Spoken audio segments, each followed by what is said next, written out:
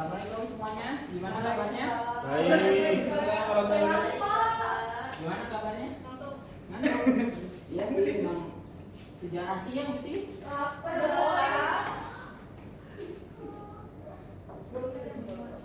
Bentar ya.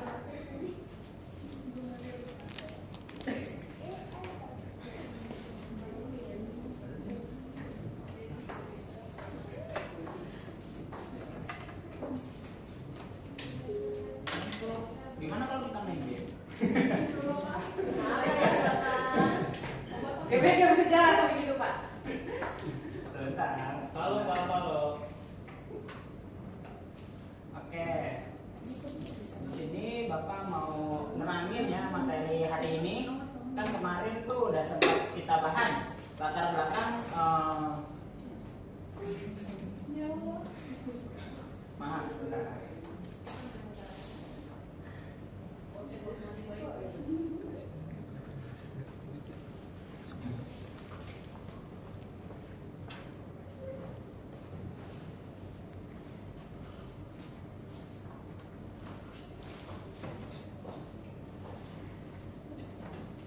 Pak, itu kode apa tuh, Pak? Wifi. Oh. Sekolahnya ini ya emang agak ribet. Bapaknya yang pernah sekolah ini, mohon maaf. Oke. Bentar.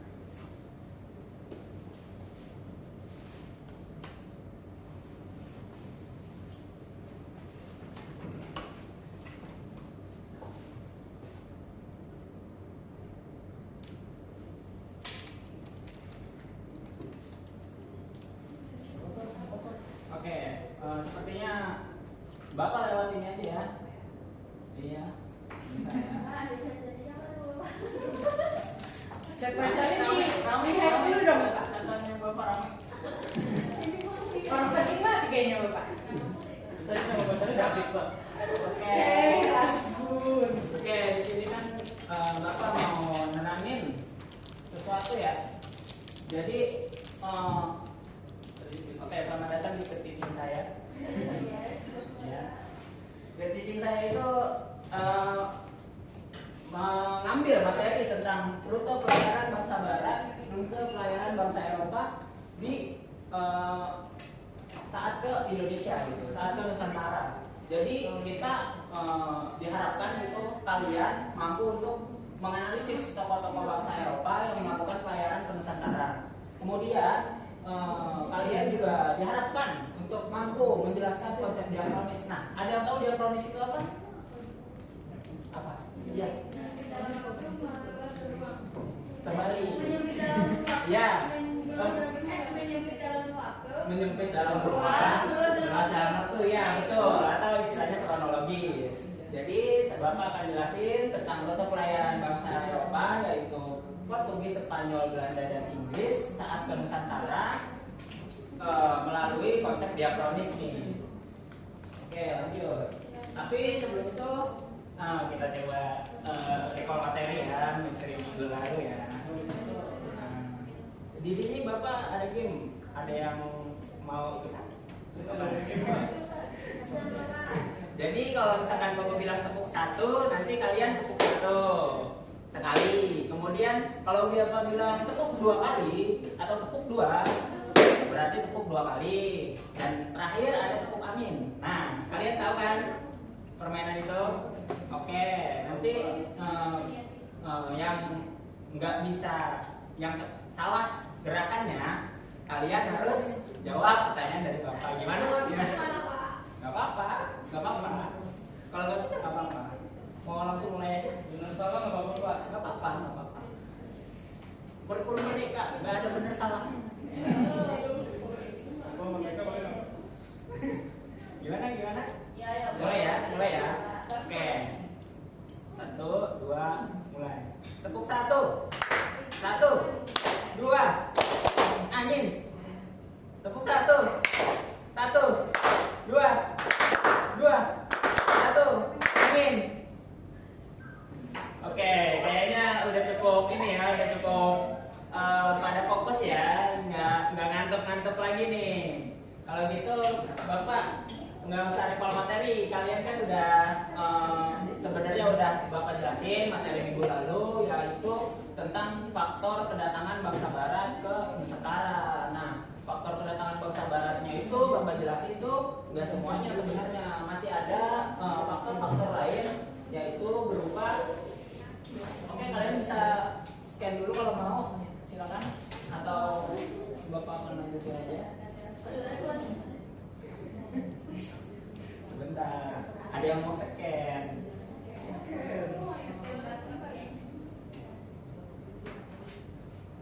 Oke, nah jadi selain materi minggu lalu yang udah Bapak jelaskan itu, ada pun alasan lain nih dari bangsa Eropa melakukan pelayaran samudra, yaitu adanya semangat Reconquista. Nah, Reconquista ini sebenarnya semangat penaklukan atau bisa dibilang balas dendamnya bangsa Eropa terhadap bangsa Muslim pada waktu abad ke-8 Masehi.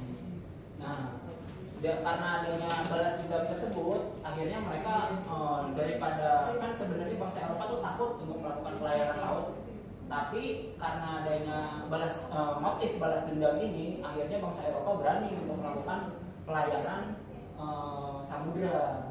Kemudian yang kedua, adanya memperoleh keuntungan besar. Nah, ada yang tahu keuntungan besar bangsa Eropa atau motif bangsa Eropa yang ini? Kira-kira apa? Nah, iya. Nah, iya betul itu. Siapa? Syam, betul Syam. Gold, glory, and gospel. Betul sekali Syam. Jadi bangsa Eropa tuh sebenarnya emang dia ngelakuin pelayaran untuk meraih banyak keuntungan, terutama dari segi gold atau uang atau materi. Kemudian dari gospel, pengikutnya kan pada saat itu Kristen bisa dibilang berjaya. Kemudian ada yang lainnya, glory ya, melakukan penaklukan ke bangsa lain. Betul. Terima kasih bisa. Kemudian nih dia yang ketiga itu terinspirasi dari catatan Marco Polo ya. Jadi catatan Marco Polo ini ada buku namanya Book of Various Experience. Nah, atau bisa kalau di Indonesiain buku berbagai pengalaman dari Marco Polo ini sendiri. Yang menarik di sini dia ceritain autobiografinya atau dirinya sendiri, Marco Polo itu sendiri pada saat dia masih kecil sampai dia sudah dewasa gitu. Jadi di sini Marco Polo kecil pada saat itu ikut berkelana ke Cina bareng bapaknya sama ibunya. Nah, saat dia berkelana di Cina, ternyata dia ketemu ketua Mongol Kublai Khan. Nah, di situ akhirnya Marco Polo jatuh cinta kepada Cina sampai akhirnya jatuh cinta ya istilahnya. Soalnya pas sudah gede dia tuh bukan obsesi, bisa dibilang cinta sama Cina. Tertarik ya Pak? Ya, bisa dibilang tertarik juga. Karena kan Marco Polo memutuskan untuk menetap di Cina selama 20 tahun sampai akhirnya menjadi duta besar Cina. Nah, kemudian ada pun pembuktian bahwa bumi itu bulat. Sebenarnya nih kebetulan sebenarnya ini sebuah kebetulan. Ya, sebuah ketidaksengajaan, betul. Jadi pembuktian bahwa bumi itu bulat dilakukan oleh Ferdinand Magellan ya pada saat dia melakukan pelayaran ke mencari pelayaran samudra untuk mencari rempah-rempahan. Nah, kemudian Ferdinand Magellan ini melewati mungkin bisa dilihat di slide selanjutnya ya, maaf. Oke, nah di sini Ferdinand Magellan berasal dari Spanyol. Nah, di sini Ferdinand Magellan tuh dia melakukan pelayaran mulai dari sini Samudra Atlantik ke bawah sampai ke Selat Magellan. Nah, ada yang tahu Selat Magellan ini sekarang negara apa di Amerika? Brasil. Jadi dari Selat Magellan ini dia terus melintasi lautan ini sampai akhirnya dia ke kepulauan Guam dekat Hawaii di masih wilayahnya Amerika pada saat itu. Kemudian berhenti di Filipina, dan pas sampai di Filipina ini Magellan melewati Kepulauan Maluku. Nah, di sini hanya lewat ya, hanya lewat, dan dia tidak istilahnya tidak menetap gitu di Maluku, dan terus melewati rute yang telah ada. Kenapa saya bilang rute yang telah ada? Karena penjelajah sebelumnya udah pernah ngelakuin rute yang di sini nih. Kalian bisa lihat kan ada rute yang ke sini di bagian Spanyol. Nah, itu rute yang udah dijelajahin dari sebelum Ferdinand Magellan itu. Jadi Ferdinand Magellan mengikuti rute sampai akhirnya kembali ke Spanyol. Nah, sebenarnya rute pelayaran ini itu ada banyak tokohnya. Pertama, saya jelasin satu persatu ya. Di Portugis itu ada 3 tokoh, yaitu Bartolomeu Dias, kemudian ada Vasco da Gama, dan terakhir ada Alfonso de Albuquerque. Nah, kemudian yang kedua ini ada Spanyol. Kenapa saya bilang, kan tadi saya bilang konsepnya diakronis ya. Jadi emang sebenarnya Portugis duluan yang melakukan pelayaran, kemudian Spanyol, kemudian Belanda, lalu Inggris yang terakhir. Nah, Spanyol ini melakukan pelayaran setelah Portugis, dan juga ada 3 tokoh, yaitu Christopher Columbus. Walaupun Christopher Columbus itu tidak mencapai Nusantara ya, tapi dia bisa dibilang kan sebagai orang yang nemuin benua baru ya, benua Amerika pada tahun 1492. Nah, ini rutenya Christopher Columbus nih. Nah, dia tuh sebenarnya bukan nemuin benua Amerika, tapi yang perlu kita ketahui, Christopher Columbus itu cuma melewati bagian Amerika Tengah doang. Kan Amerika kan sini, kemudian sini. Apa ini namanya, selatan atau Timur? utara, Pak? Ya, kemudian ini selatan, kemudian ini tengah. Nah, Christopher Columbus hanya melewati San Salvador, pertama kalinya ketemu San Salvador. Nah, kenapa disebut San Salvador ini? Karena dalam bahasa Spanyol, San Salvador itu artinya sang penyelamat. Karena Ferdinand Magellan, Christopher Columbus sebenarnya dia telah hampir putus asa gitu saat ingin saat belum menemukan daratan gitu. Saat dia akhirnya menemukan daratan, akhirnya dia mengucapkan kata Salvador, El Salvador, sang penyelamat gitu ya. Jadi akhirnya dia kemudian sampai sekarang bahkan disebut sebagai El Salvador di Amerika Tengah ya. Tapi di sini salah kaprahnya kenapa dibilang Christopher Columbus hanya menemukan Amerika Tengah, karena dia hanya bolak-balik kayak kucing. Bolak-balik kayak kucing. Cuma San Salvador sama Kepulauan Haiti. Oleh karena itu, Columbus bisa dibilang bukan penemu benua Amerika, tapi hanya Amerika Tengah. Tapi dalam segi konsepnya, dia yang pertama kali menemukan benua Amerika nih. Nah, oke, yang kedua tadi Ferdinand Magellan, kan sudah saya ceritakan bahwa Ferdinand Magellan itu ingin melewati rute yang dilalui Columbus, tapi karena terbawa angin dia sampai ke arah sini, Selat Magellan nih, Brazil pada saat sekarang ya. Terus saja sampai akhirnya sampai di Filipina, ada yang sudah saya jelasin. Nah, sampai di Filipina ini nih, sebenarnya ada kejadian Pak, Ferdinand Magellannya terbunuh. Ayo, Ferdinand Magellannya terbunuh. Bisa lanjutin siapa, Pak? Nah, yang lanjutin itu Sebastian Elcano. Sebastian, Pak? Iya. Bukan, beda, bukan Cowboy Junior. Bukan Sebastian. Filipina nih, di Filipina Magellan terbunuh, kemudian yang lanjutin Elcano bawahannya ke kapalnya. Terus karena Elcano udah nemuin rute dari Portugis sebelumnya, yaitu rute yang telah dilewati Portugis ya. Di sini nih bisa kalian lihat tuh, makanya dia bisa balik ke Spanyol lagi. Nah, sekarang saya jelasin rutenya Portugis. Rutenya Portugis ini juga ada 3 tokoh kan tadi saya sebutin. Nah, rutenya Bartolomeu Dias nih. Rutenya Bartolomeu Dias tuh dari Portugis, dia terus saja sampai ke Tanjung Harapan yang ada di benua Afrika. Nah, kenapa disebut Tanjung?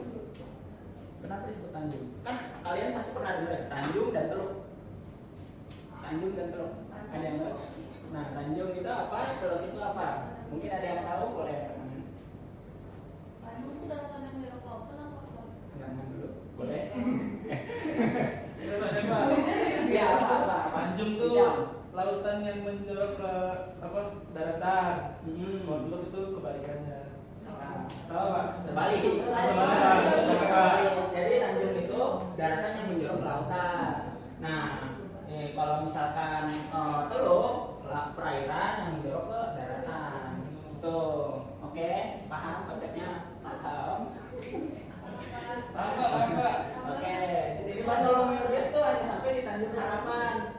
Bartolomeo Dias sampai di Tanjung Harapan, udah dia balik lagi nih ke Portugis karena dia mau mengambil resiko. Akhirnya setelah Bartolomeo Dias ada penjelajah lain yaitu namanya Pasca Gama. ya betul aja maaf bisa maaf bisa ya nah panggilan kamu aja ya di sini Coba.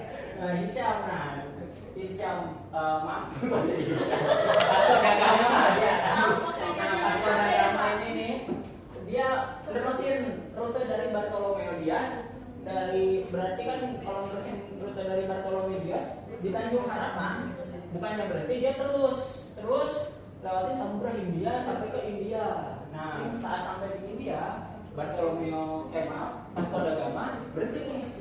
Kenapa berhenti? Karena dia udah kayak menemukan rempah-rempah di situ, rempah-rempah. Tapi ya bisa dibilang menemui rempah-rempah, tapi bukan asal usul rempah-rempah tersebut. Akhirnya setelah Vasco da Gama di India dapat rempah-rempah, balik lagi ke Portugis. Dia kira itu asal usulnya. Ternyata nih Alfonso de Albuquerque nih juga dari Portugis nih dia ngelakuin hal yang sama gitu dari rute-rute sebelumnya, rute 2 toko sebelumnya dari India, kemudian dia sini ngelewatin Selat Malaka, kemudian sampai di Kepulauan Maluku dan ternyata di Kepulauan Maluku ini ada pusat atau ada tempat asal usul rempah-rempah. Oleh karena itu Portugis akhirnya mendapatkan rempah-rempah di Kepulauan Maluku sampai dia membangun benteng pertahanan di sini dan kerjasama dengan masyarakat Maluku pada saat itu. Oke, selanjutnya Belanda. Nah, Belanda ini cuma satu penjelajahnya, Cornelis de Houtman. Belanda ini motifnya juga ingin mendapatkan rempah-rempah, tapi Belanda ini cerdas. Kenapa cerdas? Karena Cornelis de Houtman dia melewati rute yang sama Spanyol dan Portugis, tapi dia melewatinya Selat Sunda, bukan Selat Malaka. Nah, di Selat Malaka ini kan udah ada kekuasaan Portugis dan Spanyol.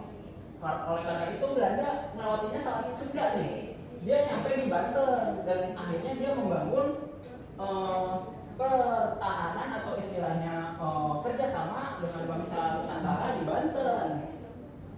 Kemudian yang terakhir Inggris. Nah, di sini Inggris ada 3 penjelajah.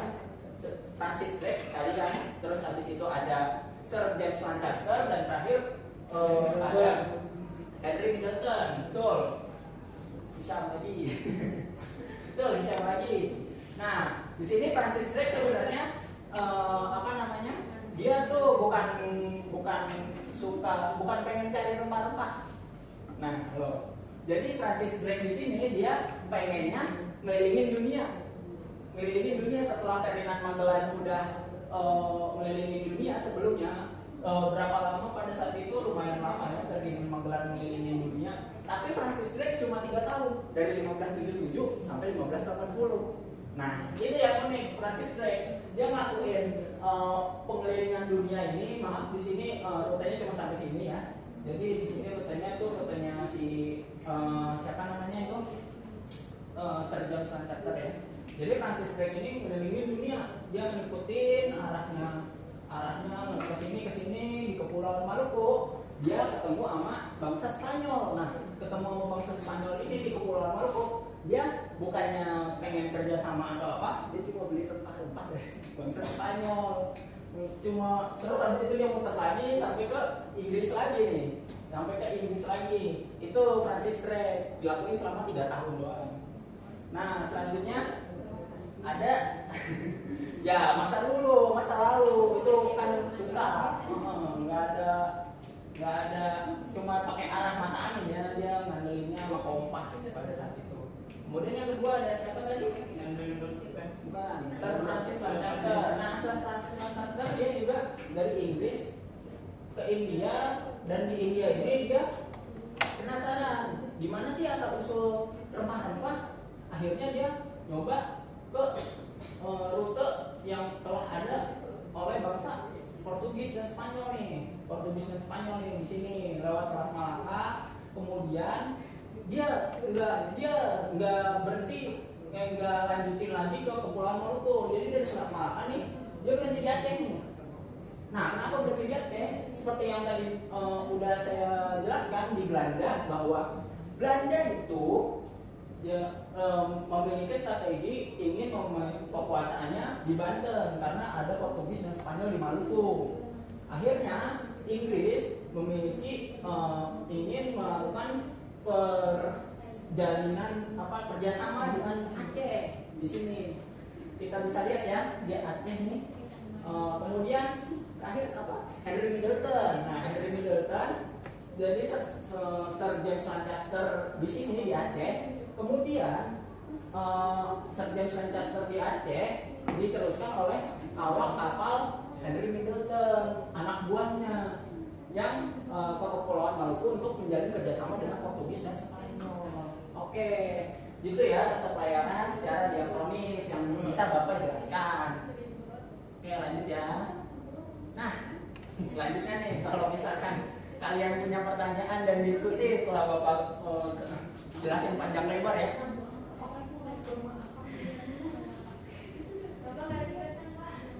Kalau nggak ada pertanyaan lanjut aja ya. Gimana?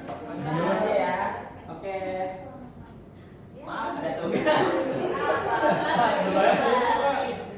Maaf ada tugas ya.